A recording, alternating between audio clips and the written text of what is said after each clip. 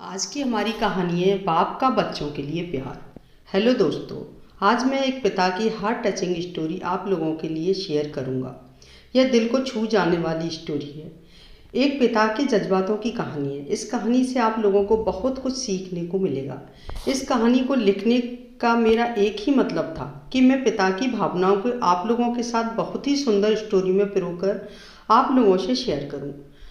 आपने माँ के बारे में तो बहुत सुना होगा, बहुत जगह पढ़ा भी होगा। माँ के लिए अच्छी अच्छी हिंदी कहानियाँ लिखी गई हैं, लेकिन पिता के बारे में बहुत कम ही लिखा गया है। तो दोस्तों, ये हार्ट टचिंग स्टोरी उन फादर्स को समर्पित है जो अपने परिवार के लिए जी जान से काम करते हैं, खुद की इच्छाओं को मारकर अपने बच्चों के सपने को पूरा करते हैं।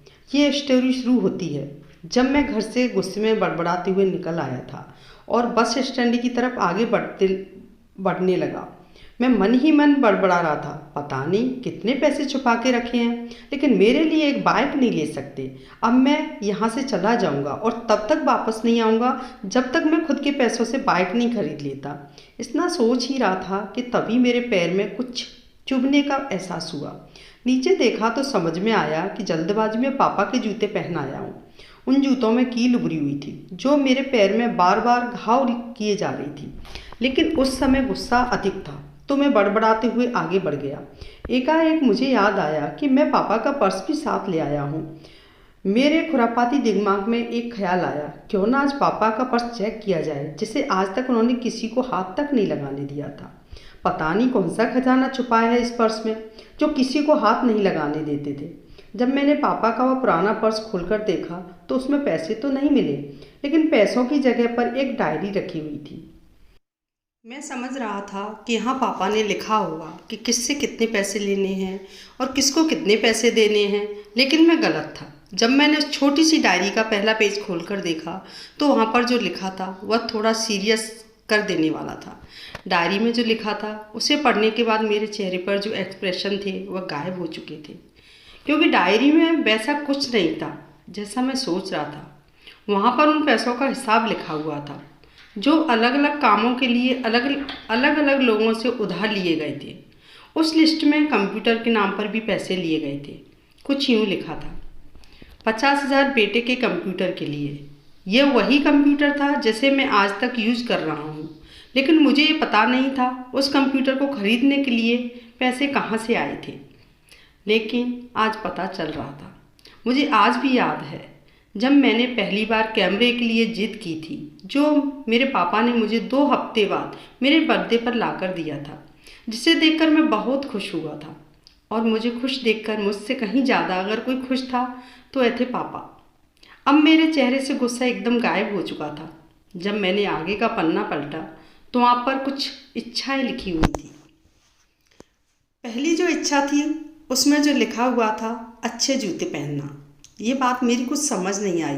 तभी मेरा पाँव अचानक सड़क पर भरे हुए पानी पर जा पड़ा और तभी मेरे पाँव में कुछ गीलीपन होने का एहसास हुआ।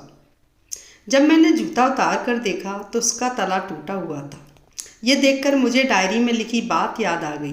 तभी मुझे पापा की कही बातें भी याद आ रही थीं कि कैसे माँ जब कहा करती थी पापा से, अब तो जूते पुराने हो गए, नए ले लीजिए, तो पापा अक्सर यह कहकर टाल दिया करते थे, जूते अभी और चलेंगे, अभी कुछ दिन पहले तो लिए थे। मुझे आज समझ आ रहा था कि कितने दिन और चलेंगे। साथ ही साथ ये भी समझ आ रहा था कि पापा पर्स को क्यों छिपा कर रखते थे। तभी उस डायरी को पढ़ते हुए बस स्टैंड पर पड़ी बेंच पर आकर बैठ गया। अब उस डायरी का आखिरी पन्ना बचा हुआ था। उस पन्ने को जब मैंने पलट कर देखा तो वहाँ कल की डेट लिखी हुई थी। तारीख के नीचे लिखा हुआ था 50,000 रुपये बाइक के लिए। बस इतना पड़ा और दिमाग सन्न रह गया। अब मेरे मन में कोई शिकवा गिला नहीं बचा था, बस मेरी आंखों से आंसू चले जा रहे थे। मुझे आज तक नहीं पता तब मैं क्यों रोए जा रहा था। अब मैं जल्दी से घर की तरफ भागा, लेकिन जूतों की वह कील पाँव में अब तक घाव बनाने में कामयाब हो चुकी थी। मैंने जूतों को रास्ते में ही निकाल कर फेंक दिया और भागते लड़खड़ाते हुए घर जा पहुंचा, लेकिन पापा घर पर नहीं थे। मैं समझ गया वह कहाँ थे। मैं सीधा पास वाली बाइक एजेंसी की तरफ भागा। पता नहीं आज कहाँ से इतनी ताकत आ गई थी कि मैं भागते हुए थक नहीं रहा था, और वह भी बिना जूतों के नंगे पैर। जैसे तैसे मैं बाइक एजेंसी पर पहुंचा। पापा वहीं थे। मैंने पापा को दौड़कर गले लगा लिया और मेरी आंखों से आंसू रुकने का नाम ही नहीं ले रहे थे। पापा को समझ नहीं पा रहे थे आखिर हो क्या रहा है, मैं क्यों रो रहा हूँ। मैंने पापा से कहा पापा, मुझे मोटरसाइकिल नहीं चाहिए, आप अपने लिए जूते ले लीजिए। अब आज से मैं जो भी करूँगा अपनी मेहनत से, अपने बलबूते पर पढ़कर करूँगा। दोस्तों, बस इतनी सी थी कहानी। ये हार्ट टचिंग स्टोरी लिखते हुए आज मेरी आंखें नम हुई हैं।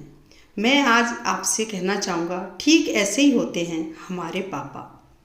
हम अक्सर देखते हैं कि हम अपनी माँ से हर बात शेयर करते हैं और माँ भी इसके बदले में हमें बहुत प्यार देती है। लेकिन एक शख्स ऐसा भी होता है जो हमें छुपकर प्यार करता है। वह होते हैं हमारे पिता। यह परिवार में एकमात्र ऐसा व्यक्ति होता है जो अपने बच्चों से उन्हें बिना जताए छिपकर प्यार करता है। खुद की इच्छाओं को मारकर बच्चों के लिए सपने देखता है और उनकी खुशी में ही खुश हो जाता है।